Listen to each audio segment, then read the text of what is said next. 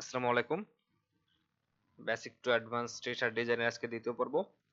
তো আজকে আমরা একটু কথা বলবো ফন্ট সম্পর্কে। কারণ আমাদের টি-শার্ট ডিজাইন করতে গেলে অবশ্যই ফন্ট একটি অপরিহার্য অংশ। ফন্ট ছাড়া তো আমরা আসলে ডিজাইন করতে পারি না। কারণ আমাদের ডিজাইনের মধ্যে অবশ্যই লেখা থাকে এবং লেখাগুলোকে আমরা ফন্টের মাধ্যমে লিখি। তো ফন্ট সম্পর্কে একটু বেসিক ধারণা আজকে দেওয়ার চেষ্টা করব। তো আমরা যদি ইলাস্ট্রেটর ওপেন করার পরে টাইপ টুল নেই, টাইপ টুল দিয়ে ক্লিক করি, তাহলে আমাদেরকে লেখার জন্য অপশন দিবে। আমি একটা বাংলা ডিজাইন করতেছিলাম, এই জন্য আমার এখানে বাংলা দেখাচ্ছে। যাই হোক, এটা বিষয় না। আমরা ক্লিক করলে আমাদেরকে লেখার জন্য অপশন দিবে। এখন আমরা এখানে ইচ্ছা মতন আমাদের যে কোনো জিনিস আমরা লিখতে পারবো এখানে। আচ্ছা, যেহেতু আমি একটি বাংলা ফন্টে আছে, যেটা আগেই বলে নিলাম। যাই হোক, আচ্ছা, তো এটা হচ্ছে আমাদের লেখার সিস্টেম। তো লেখার জন্য আমাদের ফন্ট প্রয়োজন হয়। তো এই ফন্ট গুলাকে আমরা বিভিন্ন ভাবে পেতে পারি। যেমন আমি এখানে যে ফন্ট নিয়ে কাজ করতেছি, এটার নাম হচ্ছে অ্যারো কিডস। তো এটাকে আমরা সাধারণত দুইটা ওয়েতে ইউজ করতে পারি। একটা হচ্ছে ফন্টের স্টাইল চেঞ্জ করতে পারি, একটা হচ্ছে ফন্টকে ছোট বড় করতে পারি। তো স্টাইল চেঞ্জ করার জন্য আমরা এখান থেকে ফন্ট বার থেকে আমরা এখান থেকে যে কোনো ফন্ট আমাদের পছন্দ মতন সিলেক্ট করে নিলে আমাদের লেখাটা সেই ফন্টের স্টাইলে বা সেই ফন্টের মতন হয়ে যাবে। অথবা আমরা এখান থেকে নরমালি যেখানে যে সাইজ দেওয়া আছে 72 সাইজ পর্যন্ত দেওয়া আছে, এরপরে বাড়াইতে চাইলে আমরা এখানে ক্লিক করে যদি মাউসের শিফট প্রেস করা অবস্থায় চাকা ঘুরাই, তাহলে আমার ফন্টটা বড় হবে। অথবা আমরা ফন্টটাকে সিলেক্ট করার পরে এই দুই পাশের যে বর্ডার আছে, বর্ডার দিয়ে আমরা বড় করতে পারি। যাই হোক, এগুলো সবাই জানেন, তারপরও আমি জাস্ট খুবই বেসিক থেকে শুরু করতেছি। এখন আমি নরমালি এই যে ফন্টগুলো আমরা ইউজ করতেছি, এই ফন্টটার নাম হচ্ছে একাডেমিক M54। তো এই ফন্টটা একটা স্টাইল। আমরা এরকম আরো অনেক ফন্ট স্টাইল নিয়ে কাজ করব বা আমাদের কাজ করতে হবে। তো সেক্ষেত্রে আমাদেরকে কিছু ফন্টের প্রয়োজন হবে। তো এই ফন্টগুলো আমরা কোথায় পেতে পারি, আমি আজকে সেটা নিয়ে আলোচনা করার চেষ্টা করব। এখন যেহেতু আমরা নরমালি এখান থেকে আমাদের যে ফন্টগুলো আমরা সাধারণত ইউজ করি, এগুলো সাধারণত আমরা বিভিন্ন সোর্স থেকে পাই। অথবা আমরা কিছু প্রিমিয়াম ফন্ট ইউজ করি, কিছু ফ্রি ফন্ট ইউজ করি। তো আমরা সাধারণত ফ্রিতে যেগুলো পাওয়া যায় সেগুলো নিয়ে কথা বলবো, প্রিমিয়ামের দিকে যাব না। তো নরমালি ফন্ট পাওয়ার জন্য আপনারা এখানে কিছু ওয়েবসাইট আছে, যেমন fonts.google.com। আপনারা গুগলের যে ফন্ট গুলো দেওয়া আছে, এখান থেকে যে কোনো ফন্ট আপনারা ইচ্ছা মতন ডাউনলোড করতে পারবেন। এই হচ্ছে একটা অপশন। দ্বিতীয় অপশন হচ্ছে dafont.com। কিন্তু dafont.com এর একটা সমস্যা হচ্ছে, এগুলো আবার পার্সোনাল ইউজ ফন্ট থাকে, সবগুলো ফ্রিতে ইউজ করার জন্য না। কিছু ওয়েবসাইট আছে যেমন ফন্ট স্কুইরেল, এই ফন্টটা ভালো। এখান থেকে আপনারা অনেক প্রিমিয়াম ফন্ট ফ্রিতে ডাউনলোড করতে পারবেন। দেখেন, যে কোনো স্টাইল আপনার পছন্দ হবে, যে ফন্ট আপনার পছন্দ হবে, সেই ফন্টটা আপনি চাইলে এখান থেকে ডাউনলোড করতে পারেন। আমার এই ফন্টটা খুব ভালো লাগতেছে দেখতে। তো আমি যদি চাই যে এই ফন্টটাকে ডাউনলোড করব, তাহলে আমি এখানে আসার পরে নরমালি যে ডাউনলোড, এই ডাউনলোড বাটনে ক্লিক করলে আমার এটা ডাউনলোড হয়ে যাবে।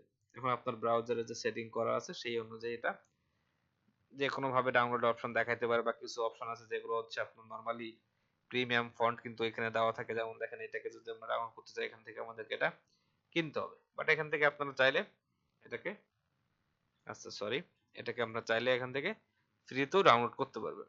ফন্ট স্কুলে অনেক ফন্ট আছে যেগুলো ফ্রিতে আপনারা নিতে পারবেন। আচ্ছা, যাই হোক, এখান থেকে আরেকটা ওয়েবসাইট আছে, এটার নাম হচ্ছে fontspace.com। fontspace.com-টাও ভালো। এখান থেকে আপনারা, আমি সাপোজ এই ফন্টটা দেখতে ভালো লাগতেছে, আমি এখানে ডাউনলোডে ক্লিক করলাম, এটা কিন্তু ডাউনলোড শুরু হয়ে যাবে। এখন এটা ডিপেন্ড করতেছে আপনার কম্পিউটারের যেখানে যেই কনফিগারেশন দেওয়া আছে, সেটিং দেওয়া আছে, তার উপরে। এই ফন্টটা আমার এখানে ডাউনলোড হয়ে গেল। আমি এটাকে ওপেন করলাম। যেহেতু আমি জিপ উইন্ডার ইউজ করতেছি, আমি যদি এখান থেকে ডাবল ক্লিক করি, আমি এই ফন্টটাকে সিলেক্ট করতে পারবো। ইনস্টল করে দিলাম। এর নাম হচ্ছে পার্টনার। আচ্ছা, তো ইনস্টল করার পরে আপনারা এইভাবে যে কোনো ওয়েবসাইট থেকে যেখান থেকে ফন্ট আপনারা ডাউনলোড করতে পারেন বা করেন, সেখান থেকে ডাউনলোড করতে পারবেন। এই ফন্টটা এখান থেকে ডাউনলোড করা যাবে, বাট এখান থেকে আমি মূলত ভুল জায়গাতে ক্লিক করছিলাম। আচ্ছা, যাই হোক, এটা একটা ফন্ট ফ্যামিলি, যার কারণে এটা প্রিমিয়াম বা কেনার জন্য বলতেছে, সমস্যা নেই। এখন যদি আমরা ইলাস্ট্রেটর ওপেন করি, তাহলে আমরা যে ফন্টটা মাত্র ইনস্টল করলাম, তার নাম ছিল হচ্ছে পার্টনার। আমরা যদি এখানে পার্টনার লিখে সার্চ করি, তাহলে দেখেন আমরা ওই সেম ফন্টটা এখানে পেয়ে যাচ্ছি।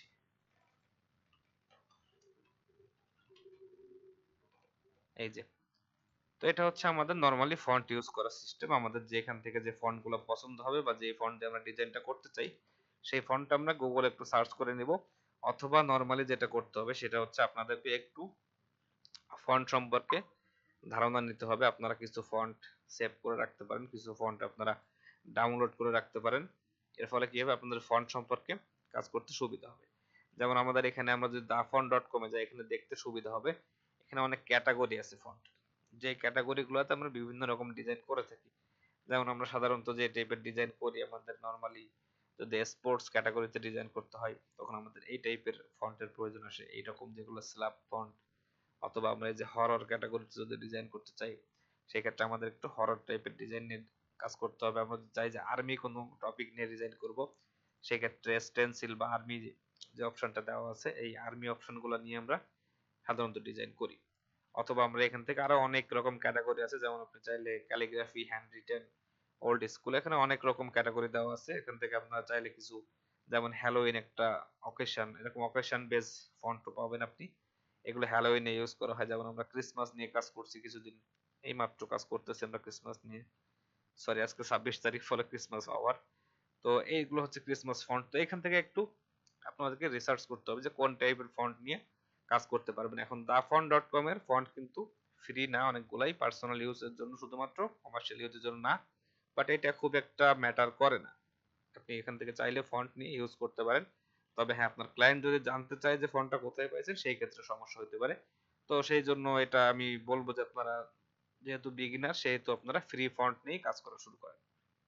তো যেহেতু আমরা গত পর্বে মূলত আমরা শুধুমাত্র মেজারমেন্ট সম্পর্কে জানছি, এখন আমরা একটা ছোট্ট ডিজাইন করার চেষ্টা করব।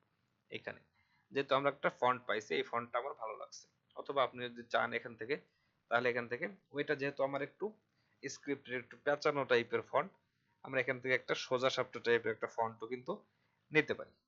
যেমন আমি এখান থেকে, আচ্ছা এত খোঁজা করার দরকার নেই, এই ফন্টটা নিচ্ছি। এটা জাস্ট আপনি সেম ভাবেই আপনার পিসিতে ইনস্টল করে নিতে হবে। আর যখন আপনার একবার ইনস্টল করা হয়ে যাবে, তখন আপনি পরবর্তীতে ওই ফন্টটা ইউজ করতে পারবেন। আচ্ছা, এটার নাম হচ্ছে ব্ল্যাক চকোলেট নাকি এটা লেখা রয়েছে, যাক সমস্যা নেই। আমি এটাকে একটু কপি করলাম, এখানে যদি আমি টাইপ করি এই যে ব্ল্যাক চকো লেজেন্ডের রেগুলার, এই ফন্ট, তাহলে এই দুইটা ফন্ট নিয়ে আমরা কিন্তু ডিজাইন করতে পারি। এখন আমরা যা কিছু লিখতে চাই সেটা আমরা এই ফন্ট দুইটার স্টাইলে লিখতে পারবো। যেমন আই অ্যাম এ গুড, এটাকে আমরা ডিজাইনার লিখে দিলাম। তাহলে কি হলো, I am a good designer. আমরা এখানে দুইটা ফন্ট ইউজ করলাম, একটা ছোট্ট ডিজাইন করলাম। এখন যেহেতু আমরা আগের পর্বে দেখছি যে আমরা আর্টবোর্ড সাইজ কত নিব, কোন ভাবে কি ফাইল সেভ করব, সবকিছু সেম থাকবে। শুধুমাত্র একটা জিনিস বুঝতে হবে যে ফন্ট নিয়ে যখন আমরা কাজ করতেছি, যখন আমাদের ডিজাইনের মধ্যে লেখা থাকবে, তো তখন আমরা যখন ফন্ট নিয়ে কাজ করবো, আমরা যদি এই অবস্থায় ক্লায়েন্টকে আমাদের ফাইলটা সেন্ড করি, এআই ফাইলটা, তাহলে দেখা যাবে যে ক্লায়েন্ট যদি ফাইলটা ওপেন করে এবং তার কম্পিউটারে যদি এই দুইটা ফন্ট ইনস্টল করা না থাকে, সেই ক্ষেত্রে ডিজাইনটা নষ্ট হয়ে যাবে। তাকে এই ফন্টগুলো ডাউনলোড করতে বলবে, যেটা আমরা কখনোই চাই না। সেক্ষেত্রে আমরা কি করব, আমাদের ফন্টগুলো যখন লেখা হয়ে যাবে, সুন্দর মতো লেখা হয়ে যাবে, যখন আমরা এটা নিয়ে নরমালি আর কোনো মডিফাই করতে চাই না, সেই তখন আমরা কি করব, এটাকে ব্রেক করে দেব। ব্রেক করে দেওয়া মানে এটা এখন ফন্ট, আমি চাইলে ডাবল ক্লিক করতে পারি, এর মধ্যে কোনো কিছু লিখতে চাইলে লিখতে পারি, বা কোনো অংশকে চেঞ্জ করতে চাইলে করতে পারি। বাট আমরা যখন এটাকে ব্রেক করে দেব, তখন এটা লেখার মতন থাকবে না। তো সেটা করার জন্য আমরা দুইটা ওয়েতে করতে পারি। এক হচ্ছে ফন্ট দুইটাকে সিলেক্ট করলাম, রাইট ক্লিক করে ক্রিয়েট আউটলাইন। তাহলে কি হলো, এগুলো এখন আর ফন্ট নাই, এগুলো এখন শেপ হয়ে গেল। এখন আমি এখানে ডাবল ক্লিক করলে কিন্তু কিছু লিখতে পারবো না। আমি প্রত্যেকটা আলাদা আলাদা শব্দকে, লেটারকে সিলেক্ট করতে পারবো, কিন্তু কোনো কিছু লিখতে পারবো না। আচ্ছা, এটা হচ্ছে একটা ওয়ে। আর একটা ওয়ে হচ্ছে যখন এই দুটো ফন্ট হিসেবে আছে, আমরা সিলেক্ট করতে পারি অবজেক্ট থেকে এক্সপ্যান্ড, এক্সপ্যান্ড থেকে ওকে, তাহলে এটা ব্রেক হয়ে যাবে। এবং যখন ব্রেক হয়ে যাবে, এখন যদি আমি এটা আমার ক্লায়েন্টকে পাঠাই, তাহলে সে যদি এটা ওপেন করে, সেক্ষেত্রে তার কোনো প্রবলেম হবে না। অর্থাৎ তার কম্পিউটারে এই ফন্টগুলোকে ইনস্টল করতে বলবে না, কারণ এটা এখন আর ফন্ট নাই, এটা জাস্ট কিছু শেপ হয়ে গেছে। এটা হচ্ছে আমাদের ফন্ট সম্পর্কে যে বেসিক ধারণাটুকু দরকার। এবং অবশ্যই যখন আমরা ক্লায়েন্টের জন্য কাজ করতেছি, তখন ক্লায়েন্ট আপনাকে অনেক সময় বলতে পারে যে ফন্টটা কোন ফন্ট ইউজ করছো, বা কোন ফন্ট দিয়ে ডিজাইনটা করা, সেই ফন্টটা আমার দরকার। সেক্ষেত্রে আমরা যে ফন্টের ফাইলটা ডাউনলোড করছি ওই ফাইলটা আমরা ক্লায়েন্টকে পাঠিয়ে দিতে পারবো। ওই ফন্টটা আপনারা ডেলিভারি ফাইলে সোর্স ফাইল যে অপশন আছে ওই অপশনের মধ্যে ফন্টটা তাকে পাঠিয়ে দিতে পারবেন। যখন ফন্টটা পাঠিয়ে দিবেন তখন সে এটাকে এডিট করতে পারবে। এবং সেরকম যদি বলে তাহলে ডিজাইনটা ব্রেক করার দরকার নেই, যেরকম আছে ওরকম পাঠিয়ে দিলেই হবে, সে শুধু ফন্টগুলোকে ইনস্টল করে নিয়ে কাজ করতে পারবে। আচ্ছা, তো এটা হচ্ছে আমাদের টেক্সট নিয়ে বা ফন্ট নিয়ে যতটুকু বেসিক জানার দরকার এতটুকু। এরপরে আমরা নরমালি এটা নিয়ে আরো বিস্তারিত আলোচনা করব যখন আমাদের ক্লাস করতে থাকবো।